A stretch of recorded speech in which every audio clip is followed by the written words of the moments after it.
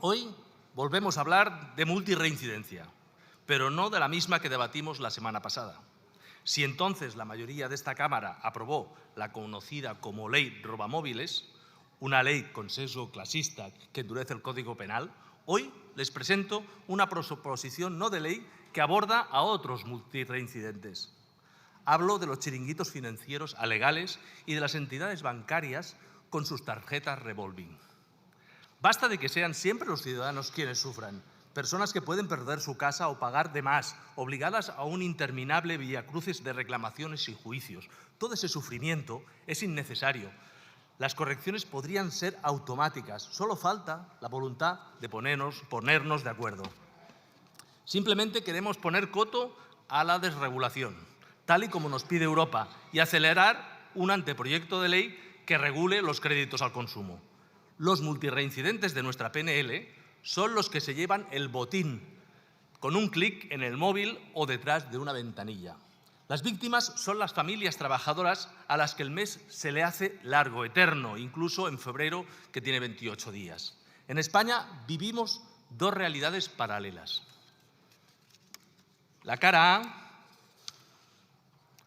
los datos macroeconómicos nos certifican que estamos en uno de los mejores momentos de la historia, con una deuda privada de las familias de 700.000 millones de euros, un 43% del PIB, la más baja de los últimos 25 años.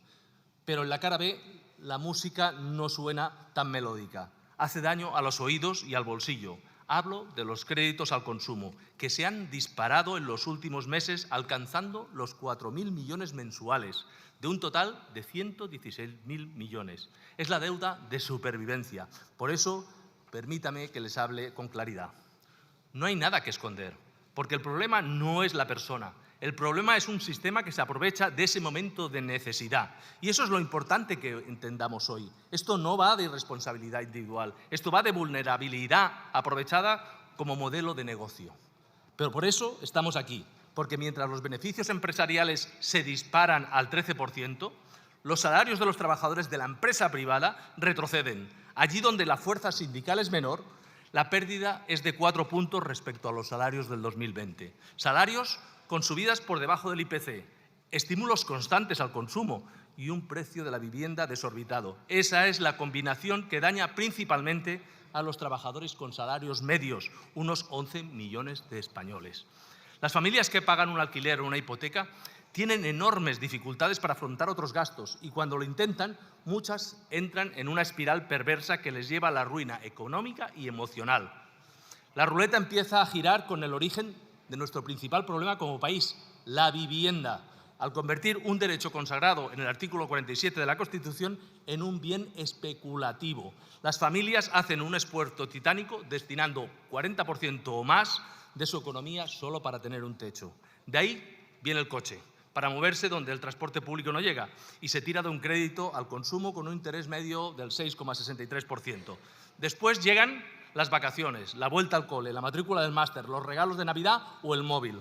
Y aquí es cuando entran las revolving, las del súper, las de la gasolinera, las de los grandes almacenes o las que te envía el banco sin que las pidas.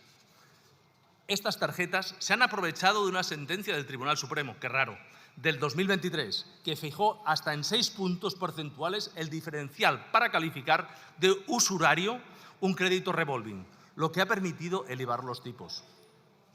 Según Asufin, el tipo de interés medio de estas tarjetas es del 23,34%, muy por encima del 8,68% de las tarjetas de la zona euro. Favorecidas por el Supremo, las entidades pueden eludir la ley de represión de la usura, la ley Azcárate del 1908, que, por cierto, podríamos modificar en este Congreso. Sigamos con la espiral. El final del endeudamiento llega con un imprevisto, el cierre de la empresa, el divorcio o algo tan corriente como la factura del dentista o la reparación del coche. Ahí aparecen los chiringuitos financieros que se anuncian hasta en el metro con una publicidad directa que atrapa a las personas en apuros. La trampa está servida. Un préstamo de 300 euros a 30 días puede tener una TAE de 3.400%. De ahí al impago o una escalada de créditos para tapar agujeros solo hay un paso, que lleva a las familias a la desesperación y a la pérdida de todo. ¿Y qué hay detrás de esos chiringuitos? Nada, la legalidad. En Consumo Baleares hicimos una campaña de inspección. Resultado: cero, cero. No había dónde cogerlos. No estaban registrados, no tenían local físico, estaban en otro país o cambiaban constantemente de ubicación digital. No hay relación de consumo, es pura estafa. Pero ante nosotros tenemos otro elefante en la habitación, al que no queremos ver: la mala praxis de la banca y la escasa regulación por parte del regulador, el Banco de España. Las familias afectadas piden algo tan sencillo como que se les tome en consideración los abusos que durante años han padecido: las hipotecas IRPH, las crecientes, la REDAL y ahora las cláusulas de anticipación. ¿Qué es la anticipación? En 1993, el Banco de España ya advirtió que algunas fórmulas de crédito cobraban intereses de más. El 2024 volvió a señalarlo, al menos en 5 veces. Sin embargo, qué cosa más extraña, a finales del 2025 el regulador cambió de criterio. ¿Tanto cambio de opinión en un tema financiero? ¿Por qué entidades como el BBVA y Santander aplican condiciones más justas en el extranjero que en España, señores patriotas? Allí se corrige la anticipación. Aquí parece que la banca tiene licencia para abusar. De nuevo, el Banco de España se coloca del lado contrario de las familias hipotecadas. Tenemos una oportunidad entre todos de corregir estas injusticias que afectan a los españoles y a las españolas. Sean de dónde, de corregir estas familias hipotecadas. Tenemos una oportunidad. España se coloca del lado contrario de las familias hipotecadas. Tenemos una oportunidad entre todos. La banca tiene licencia para abusar. De nuevo, el Banco de España tiene licencia para abusar. De nuevo, el Banco de España se coloca del lado contrario de las familias hipotecadas.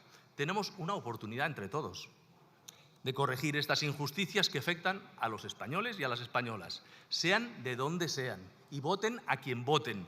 Hoy sus señorías votarán de un lado o de otro. Simplemente confío y espero y deseo en que voten del lado de sus votantes. Muchas gracias. Gracias.